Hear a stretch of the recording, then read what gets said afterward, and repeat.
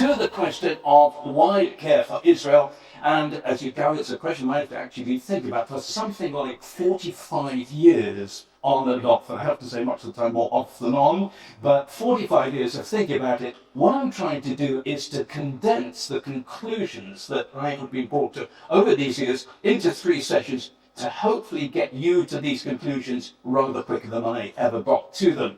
And one of the perspectives, though, is though it's been a very long journey, and I just so wish I could have got there so much more quickly. One of the bonuses of it, though, has to be seen the 45-year story. Because when I first went to Israel back in the day, just going there with my dear mother, what it was then in those days was like a pilgrimage, just to go and see the sites, the biblical sites, and there was no greater significance to the whole. There was a little bit of heat about Israel then, but nothing like today. And to have observed the way it's like an exponential graph that has gone up and up and up, and the acceleration of this question of why caring for Israel stands out in the most extraordinary perspective. Even 10 years ago, it is so much hotter. But comparing the years back then, it was just about a pilgrimage to the Holy Land. And the contrast and what that means for us today as the generation that God's called to live in these times, both the privilege and the responsibility we'll be thinking about. These are the things that I just want to sort of lay before you as why there is such an urgency about thinking about this question. So, the reality is you go to church, and in the vast majority of churches, Israel is just not mentioned in any way, shape or form.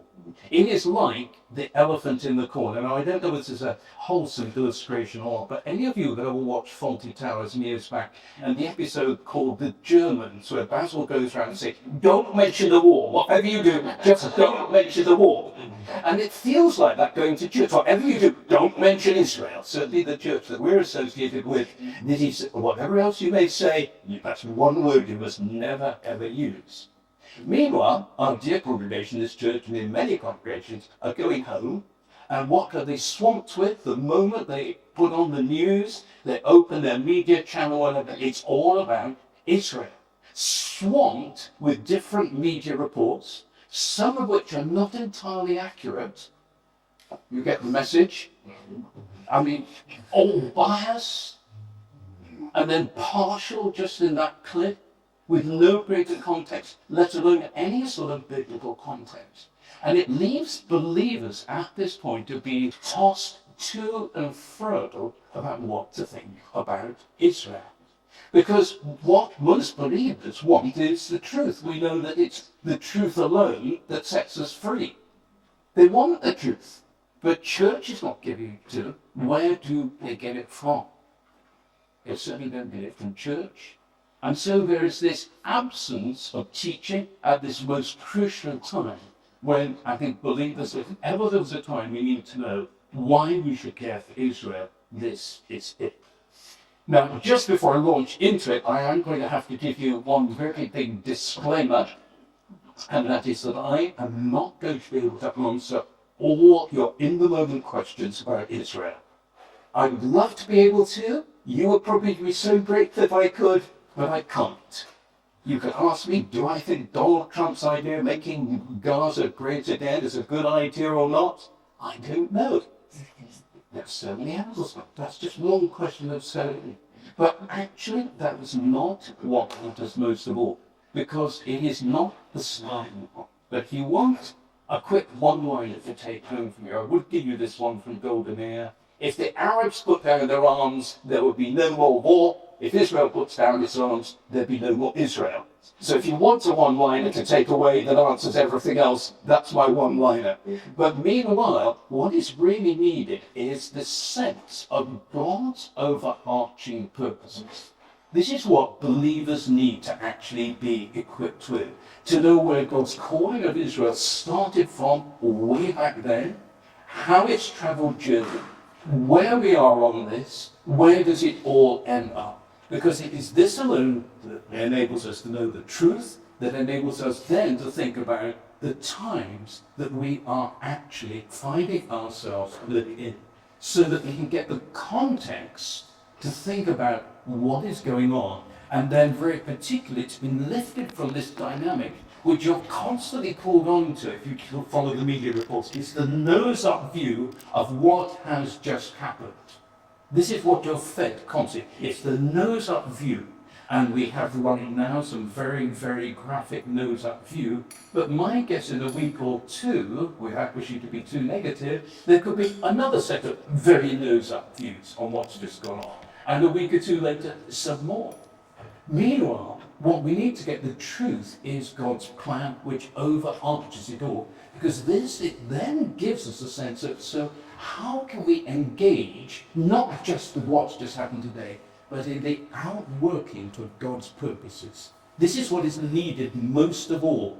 How is God outworking his purposes? And to see that we have the most incredible privilege to be living in a generation where we can do this. Think of godly believers you've known a generation or two back. And these people, who may be far more godly than you or me, didn't get to see them. This is the extraordinariness. We are seeing that maybe saintly, far more sanctified people than someone like myself never got to see this. Even some of the great Bible teachers you might think of never got to see what we are actually seeing in our time. And it gives us that sense then of privilege, of where we are in the prophetic timescale, but with this also a sense of responsibility. A responsibility that we have been given, rather like Israel never asked for all their calling, you and I never asked for this generation. It's just where God has put us. But we are those who find ourselves with this most exceptional privilege, this most exceptional responsibility to live and act in the light of it, and then this sense of a wake-up call that all this should actually be giving to us. Not only for ourselves, but for our fellow believers to get the foundation on which to stand, given what may be about to come. Because if the graph about Israel has gone like this over my last 45 years, you don't have to be that much of a mathematician to work out, so where do things go to next? And if you would like just a sort of picture of this, the Anti-Defamation League, Fighting Hate for Good, did this survey in January 2025. They actually surveyed something like 108,000 people over across about 53 different nations. It was the most enormous survey.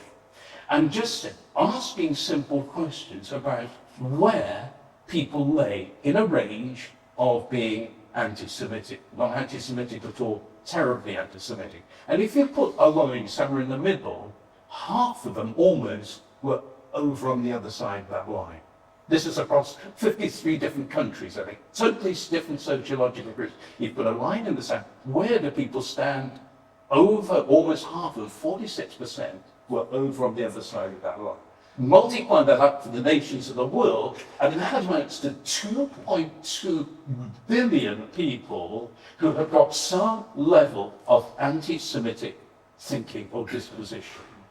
Absolutely extraordinary. What the survey discovered, using the same frame of reference, that is about twice as high as when they asked the same questions 10 years ago. Doubled in 10 years. What does that mean for another 10 years, even 5 years? Here is the extraordinariness of this. In the world, there is something like 16 million Jewish people. 8 million of them are actually in Israel, 5 million of them in the US, and there are only 3 million Jewish people in all the rest of the world. It's only a handful of nations that have more than 100,000 Jews. So you don't have to be good at the maths to say, how many of that 2.2 billion have ever met one of the 3 million Jews? But they hold an anti-Semitic attitude.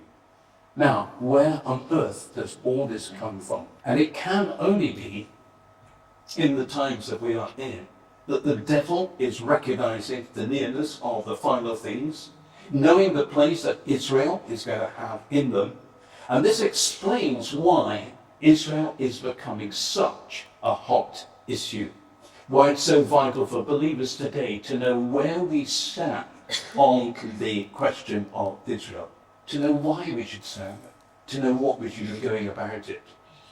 Not least because in that phrase, after they're gone for the Saturday people, they're going to be going for the Sunday people. And if we don't have a foundation to stand on, we are not only going to be white, but we lose that opportunity to stand and to stay standing in the way that God's people could and should, and to be the lights in the darkness. That is why we have to tackle these questions. And so what I'm going to be doing is giving 3 answers to this increasingly urgent question of why care for Israel. In the first session, we're going to be thinking in this one about caring for Israel for their sake, as the people whom God chose to play this unique role all through history, and which is not yet complete, and at such cost to them, as we've even been witnessing in the last few days, at such cost to the nation. In fact, those of you who know Gordon and Karen Beattie, who are just over in Jerusalem right now, part of the prayer gathering, just commenting in the times there that the event of this last week, how people in Jerusalem, quite regular people, feel under such threat for nothing they have actually done. This is the cost of the people of Israel, just captured in this minute at the moment. Second session will be for his sake, to honour what it cost God to redeem the world in what we're going to be calling the Israel way. And then in the third session, we're going to be thinking about caring for Israel for others' sake. So that's just a little bit of a picture of it, particularly thinking, well, how can we help lift the veil off the eyes of those who may be sincere believers, but through lack of teaching in church have no understanding of the significance of the times and the significance of Israel. So let's begin with a French question now in this first session. How important is Israel? Where does Israel fit into all this? One of the ways is to have a look at how many times a particular word or name is actually mentioned in Scripture. And so I'm going to put up these names, and so Lord, God, Israel, Jerusalem, and Jesus. Now, most of you got a Bible, I guess. How many words are there in the Bible? Did you know there are 800,000 words in the Bible? Whenever you carry a Bible, there's 800,000 of them. Now, if you strip out all the words that say at, but, so, then, and all what they call prepositions or conjunctions and things like this, it comes down to these are actually the leading names or nouns you find in the Bible. So for a quick bit of fun, 800,000 words in the Bible. How many times does the word Lord comes? Any guesses, any offers?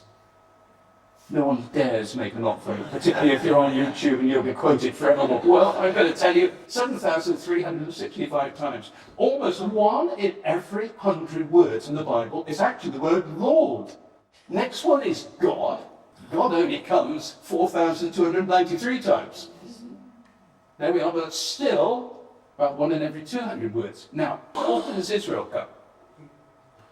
Some of you might venture a guess on this one. Okay, it's 2,509 times. Israel is the 3rd most common name or noun in the Bible. And that puts some context for Jerusalem. Any offers? No, okay, well, 956 times. Down in place number 5, though you might say this is slightly unfair because the whole book's about him, but Jesus comes in at only 953. It gets more shocking. How do you think the word kingdom comes? Any guesses? 316. Now for the shocker. How often do you find the word church in the Bible? A mere 76 times. So it raises, first of all, a huge question about the institution called church and what its future is going to be in the times that we are in. But even more to the point, what it says is when Israel comes in, even just as a first shot, how important is Israel? Well, just even numerically, you can say, just from a take like that, it must be very important. So we're thinking about the question, why care for Israel? So obviously the next question is, how important is the word care? Now, care doesn't come anywhere in that number, as it were, but it's very interesting. Another way you can look at this is how soon does the word care come in the Bible? Any offers on that one? It comes in the first 50 verses of the Bible. The Lord God put the man in the garden to work it and take care of it. Now, gardening was not the highest aim that God ever had for man.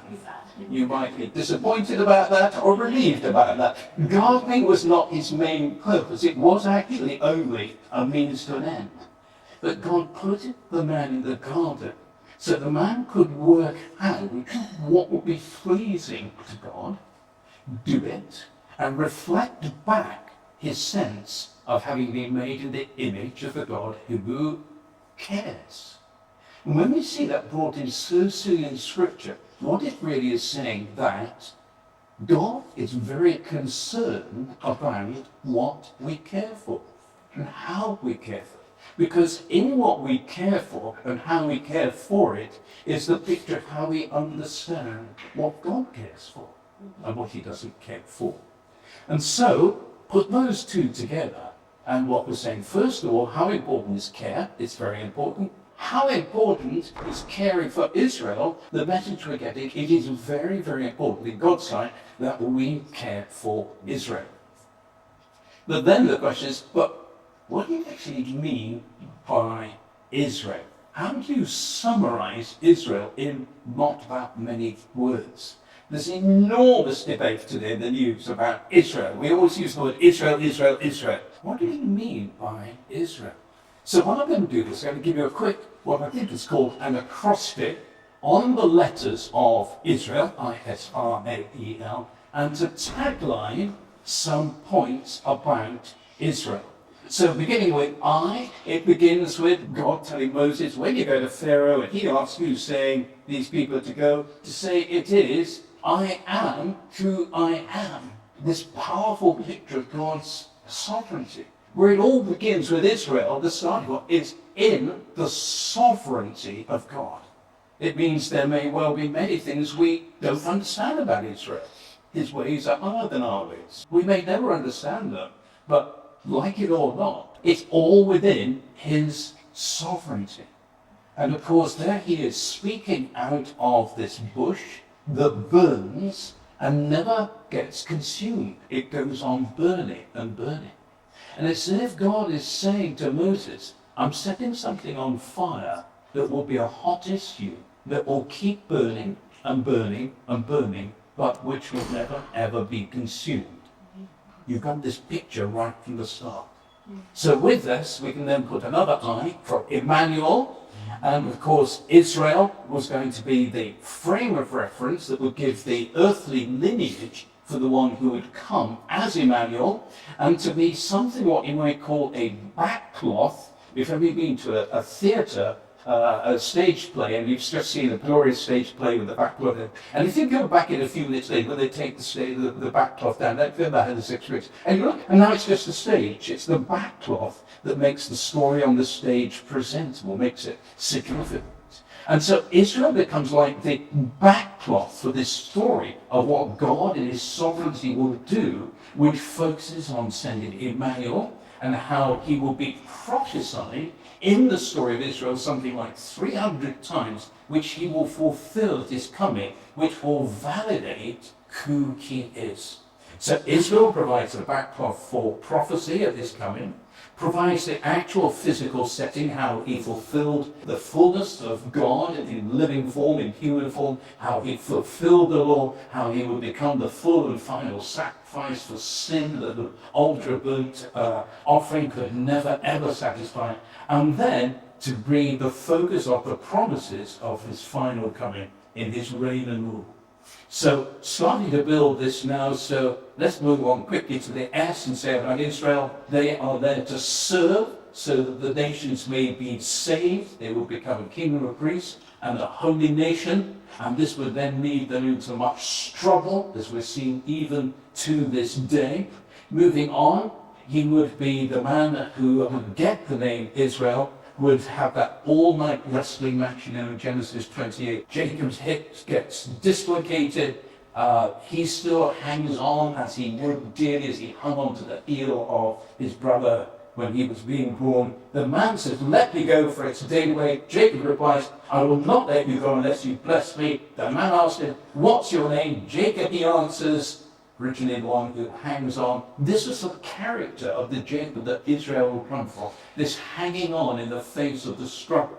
And then the man said, your name will no longer be Jacob, but Israel. And notice these words, because you have struggled with God and with men and have overcome. That was the root of the name, struggling, hanging on and overcoming. And how that was to characterize the story of Israel ever since. Also, if you've ever seen Fiddler on the Roof, brilliantly exemplified in Telly the Milkman, who says, I know, we are your chosen people, but once in a while, could you have chosen someone else? And what a capturing of this understanding of the uniqueness, the calling, the distinctiveness, but this struggle that they just so want to have a break from now and then. But going to the R, through this Israel, the R stands for how God chose to reveal himself both to and through this nation. And you might almost say they will be like his shop window, that he would display his dealings with this nation for anyone who was passing by who would care to look in and to think about. There would be his display, revealed to and through the effect his presence had on them, and the world could then react in whatever way it wanted. All of which stemmed from, as you know, from the first A, and you probably guessed this one, Abraham. This was where it all began. I will make you into a great nation. I will bless you. I will make your name great. You will be a blessing. But then adding, and these are words I think that are so significant as we look at world events going on right now. Whoever curses you, I will curse. And all the peoples on earth will be blessed through you. And so many examples of blessing that have come from those who have blessed God's people. And as we have seen, and I believe will be seeing in the not too distant future, curse will come upon those who have cursed God's people. God then confirmed it to Abraham first with this promise about his descendants. I will establish my covenant as an everlasting covenant between me and you, and after your descendants after you, for the generations to come, to be your God, and the God of your descendants after you. So just underscore those words as you look at what's going on in Israel. Whatever you make of Israeli politics, Israeli people, things of the nation, whatever you may think of all that, they are still in that group of descendants to which this promise applies. And then speaking about the other great sign of the promise to Abraham, the land, the whole land of Canaan, where you now reside as a foreigner, I will give you as an everlasting possession to you and your descendants after you, and I will be their God. And whilst permanent ownership of the land was never to be understood as permanent occupancy, in other words, God could displace Israel, he would never replace Israel. This is the picture of the land, and as you may well know, and this is a whole other discussion, this land he promised wasn't a little thing we think of. It's something roughly that sort of size. People discuss the size of it. It is hugely bigger than what anything you think about at the moment, which the world is actually presently trying to define.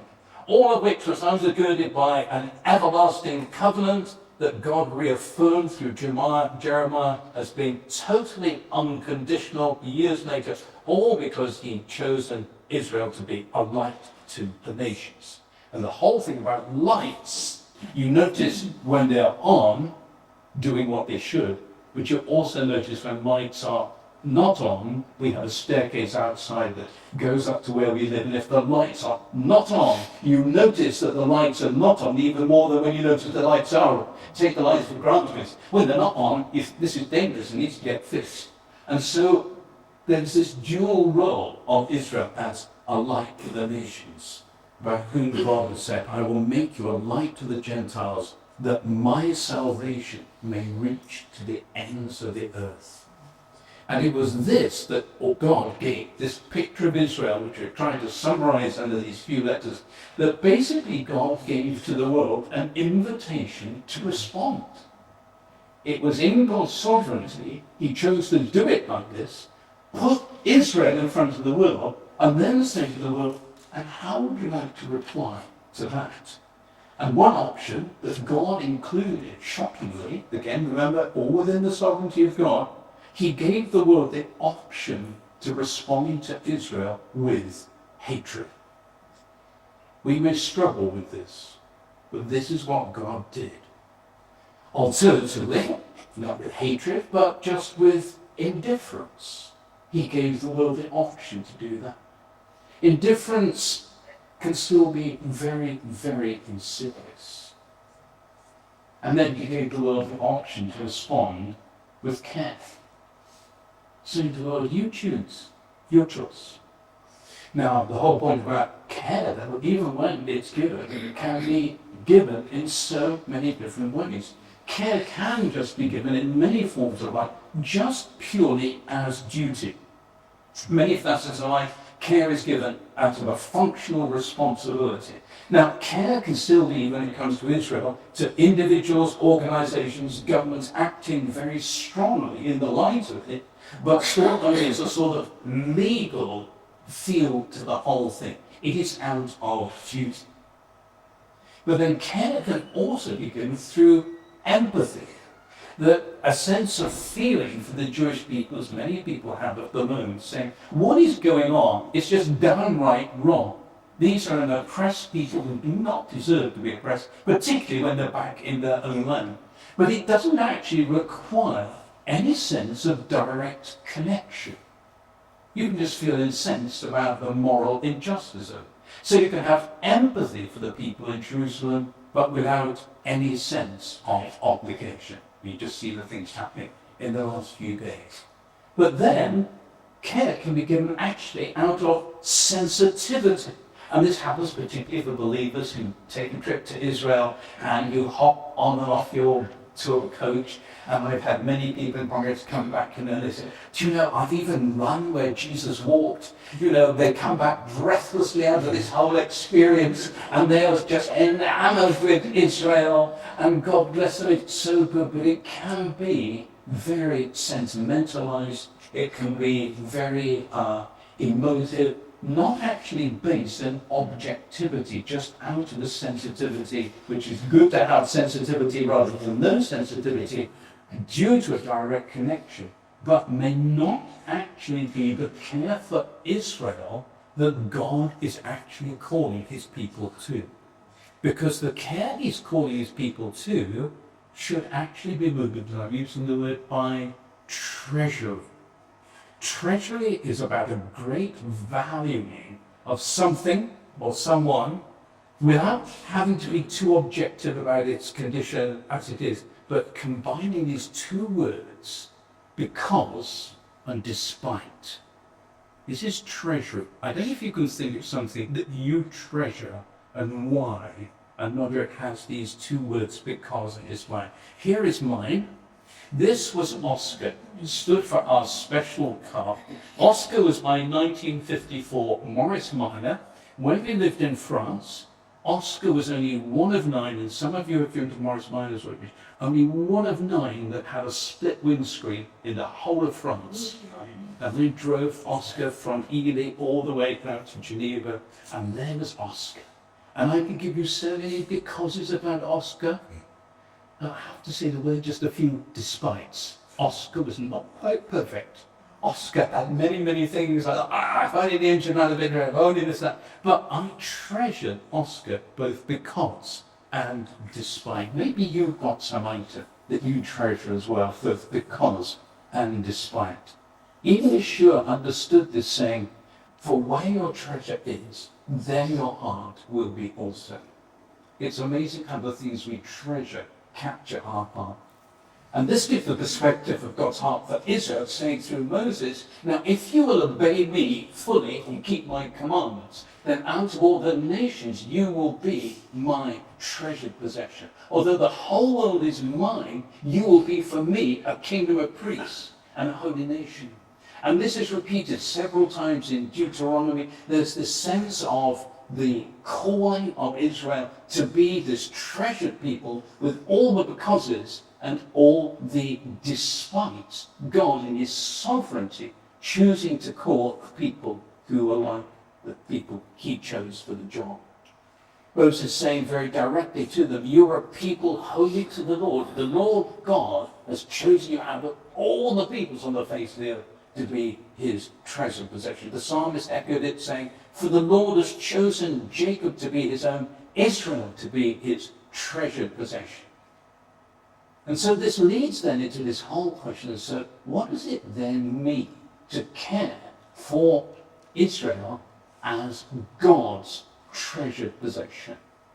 To care for them in the way that he does with both all the becauses and all the despites. So, what better example can you think of than my favourite television program, which is, do none of you watch it? Do you not know Repair Shop? Do any of you watch Repair Shop? Oh, I'm glad one or two of you know what Repair Shop is. Okay. If you don't, wait till you don't have to watch it. It's the most poignant, touching program, which is that people bring in their battered items, treasured by them, and what they do is they tell the story of why this battered item matters so much to them. And the experts look at it, who are both totally respectful of this person's story about this battered object, and they're totally objective about its condition and what has to happen to the object in order to be restored back to what it was like.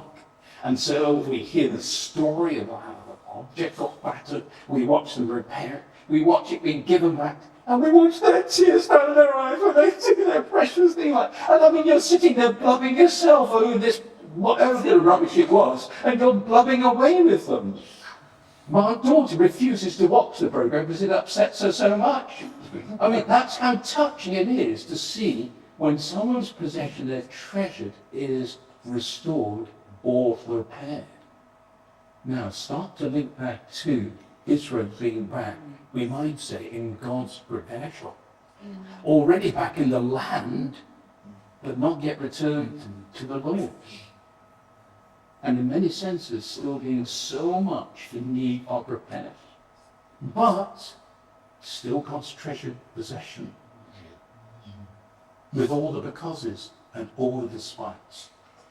And so here is Israel, returned to the land and not yet to the Lord, and being able a story to be told. And always on Repair Shop they say to the person for it, now can you tell me the story? How did your item get to be in this state? And we can say of Israel, how did Israel get to be in this state?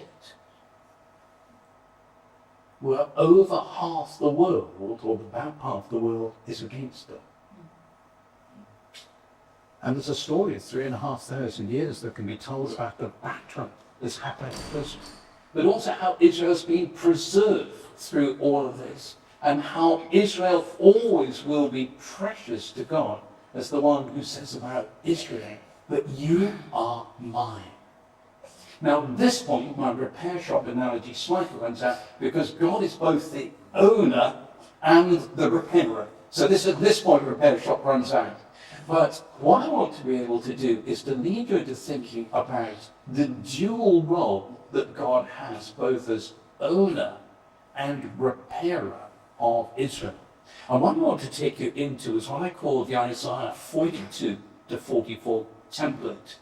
Because in Isaiah chapters 42 and 44, and these three chapters is, I think, the most condensed picture you can find anywhere in Scripture of what God thinks of Israel, why he treasures Israel, how he treasures Israel, what does it mean to treasure Israel. Now, if you're going to buy it, you might skim across it. If not, don't worry, I'm going to take you through it. I do have to forewarn you at the start. There's a lot of verses, but I'm going to condense it at the end. But it's something that I would encourage you, if you want to have a part for caring for Israel, the way God cares for Israel. It is these three chapters that does it.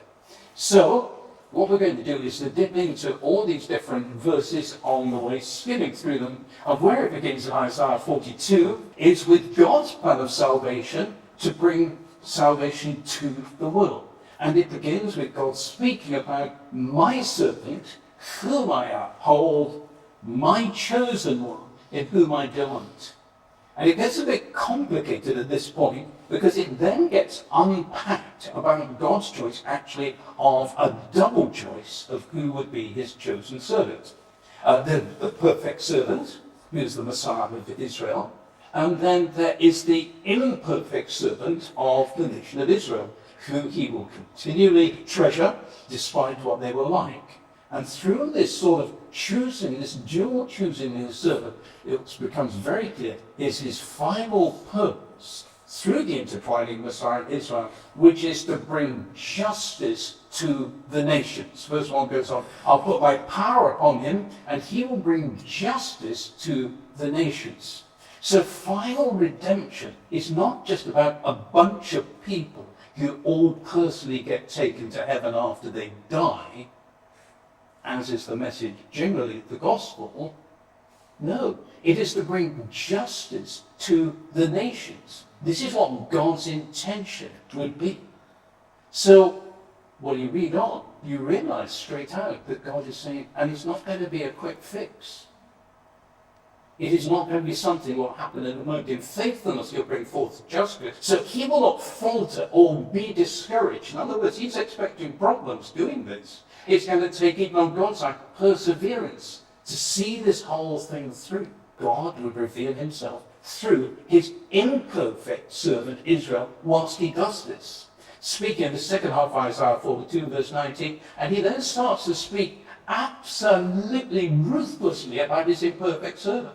This is the one he treasures. Remember, because and despite. So he then starts speaking about his people like this. So who is blind but my servant? Deaf like the messenger I sent. Blind like the one in covenant with me. Blind like the servant of the Lord. This is scripture speaking about Israel. This is the despite and because. God does not mince his words for 1 minute about the reality of Israel. He says, who handed Jacob over to become loot and Israel to the plunders? Was it not the Lord against whom we've sinned? For they would not follow his ways. They did not obey his law. So he poured out on them his burning anger. Now, it does move forward a bit from this, but this is where it's named. God names where it's at with Israel. He judges them, he disciplines them, but then you get to the start of Isaiah 43, which declares that Israel, despite all this, would not be rejected by God. Indeed, that his promise was this. So Israel, do not fear, for I have redeemed you. I've summoned you by my name. You are mine. Put those two together, because and despite. You are mine. But when he's then said all that, then he goes on to speak about how their struggle to follow all this through will go on and on. Verse 2 saying, when you pass through the waters, I'll be with you. When you pass through the rivers, they will not sweep over you. So it was all about when, not if. And it wouldn't just be water, it would also be fire. When you walk through the fire, you will not be burned. For I am the Lord your God, the Holy One of Israel, your Saviour. So God's promise was that in it all, he'd always be with them. And verse 4, he goes on to say how precious in his sight they are. Since you are precious and honoured in my sight, and because I love you, do not be afraid, for I am with you. And then goes on to give this most astounding prophecy, saying that, and what's more, before it's all up, I'll bring your children from the east, and I'm going to gather them from the west. I'm going to say to the north, give them up, and to the south, don't hold back. Meaning whatever it felt like for Israel in the minute, whatever was going on for them, they were actually part of a greater purpose in which God had a plan. It would always be about a journey, and it would lead to a restoration. All in God's sovereignty. Verse 10 of chapter 43, you're my witnesses, declares the Lord, and my servant whom I've chosen, so that you may know and believe and understand that I am He. That you may know I'm sovereign in all this. This was his intention. And this then sets the context for the second half of chapter 43, which then goes on to speak about God's mercy despite Israel's unfaithfulness. Verse 14, this is what the Lord says, I am the Lord, your Holy One, Israel's Creator, your King. So God was taking full responsibility. Again, we have to set this in the context of his sovereignty, but takes full responsibility for creating this servant role for the nation of Israel. Verse 20, so I'll provide water in the wilderness to give drink to my people, my chosen, the people I formed for myself, so they may proclaim my praise. Whatever the complexities of his choice in Israel for this servant role, he had formed them intentionally for himself, that they would have the potential and the possibility of proclaiming his praise amongst all this. Now, it's salty stuff, but if we want to get to understanding how God treasures Israel, this is actually the essence of it. Because it then becomes even more intense. Verse 24, he goes on to say, but you have burdened me with your sins and wearied me with your offenses. So in God's choice, in his knowledge of what he was doing, setting all this up, he knows that he's going to set himself up for what it would do to him to have Israel as his imperfect servant. And it gets heightened even further. Verse 25 says, so I, even I, am he who blots out your transgressions. And notice these next words, for my own sake. We're off into stuff that is just in God's sovereignty. We can't compute this just with our brains, but this is what it's saying. I, even I, who blots out your transgressions for my own sake, not just for this. And the significance gets heightened even more, chapter 44, when it speaks about how Israel would then, despite all this, would always irrevocably be God's chosen servant. Now listen, Jacob, my servant Israel, whom I have chosen. This is what the Lord says, he who made you, who formed you in the womb and will help you. So God was ring-fencing all this we've just said, but my choice of you is irrevocable. I'm never going to let go of you, and you're never going to get out of this. Do not be afraid, Jacob, my servant, for I pour water on the thirsty land, streams on the dry ground, unconditional promise for whatever circumstance Israel found itself in, whenever or whatever. And he goes on to then say, and what's more, I'm going to pour out my spirit on your offspring, my blessing on your descendants. So no cut-off point for his promise, all because of Israel's behavior, and this will be for every succeeding generation. Second half of chapter 44, God had made Israel for his glory, verse 21. So Israel, remember these things, for you, Israel, are my servant. I will not forget you. The Lord has redeemed Jacob. He displays his glory in Israel. So that, over these 3 chapters and all these many different facets, is what it means for God to treasure Israel, all the way from their calling through to their final completion. And this then means, if we are to care for Israel in the way God cares for Israel, however salty it actually gets, we need to reflect in our thinking about Israel these words in Isaiah 42, for temple. I'm going to summarize them very, very quickly like this. God saying to Israel, I've chosen Israel to serve, I've chosen you to serve, but to your final redemption. If you fall short, I'll discipline you, but I'll never reject you. Your calling will always involve struggle, but I make sure that you'll survive. You'll finally be restored because I formed you for myself. That's why I forgive you for my own sake. My choice of you is irrevocable. So I'll never forget you. And I will bless your descendants to display my glory through them.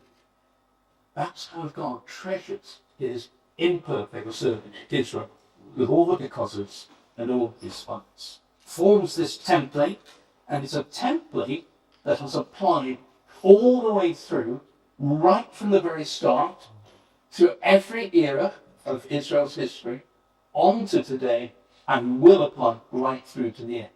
Think of it as like a track from Abraham. that has a past and a present and a future. Starts when God called Israel to be a king, a priest, and holy nation, and the template was applying there as his treasured people. Goes on through all that spectrum of stories you can think of in the Old Testament. All the different stories, but it's the same template as how he would then apply his response to them. And during this, all the time, his everlasting covenant, looking to the bringing of the Messiah, who he would not obligate them to accept. Some did, some didn't. Many they get dispersed through the last 2,000 years, bringing through that prophecy that was reached in 1948, the restoration of the land, taking it on to today. And even as we watch the news in this minute of just what's happened to Israel, it is that template that God is still seeing today's, tomorrow's events under. It will carry on through the future events. We know there's more things like Ezekiel 38, 39 left to be fulfilled. How will it all work? We don't know what will happen on the ground, but we do know the template. And then leading finally on to the coming kingdom, when finally that justice to the nations prophesied in the style of Isaiah 42 will be fulfilled.